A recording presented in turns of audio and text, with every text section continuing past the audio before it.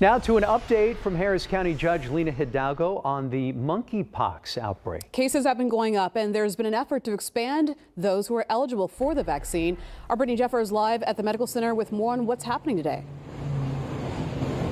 Yeah, we just walked out of that briefing within the hour, and there were actually two big developments that came out of that press briefing with Harris County Public Health and Harris County Judge Lena Hidalgo. As you mentioned, the first being the fact that the eligibility criteria is now going to expand to include more people.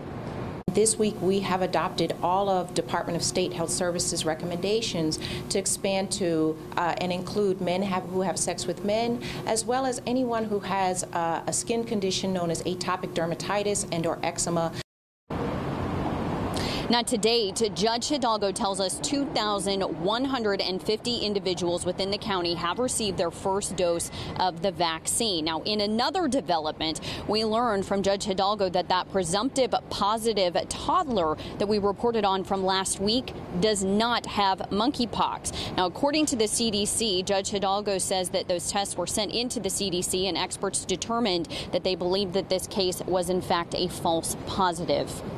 False positives do happen. They're very rare. We hadn't had a false positive. This is the first one we've had with monkeypox. Of all the samples we've sent to the CDC, they all come back that in fact it was a positive. So that's what I shared last week. But this time they came back and they said in fact this case was a negative. Now, looking at the case numbers, we do continue to see those numbers go up, both within Harris County and the city of Houston. According to the CDC, those most recent numbers right now in Harris County, 451 positive monkeypox cases and 376 in the city of Houston. For now, reporting live near downtown Houston, I'm Brittany Jeffers, KPRC 2 News. Brittany, thank you.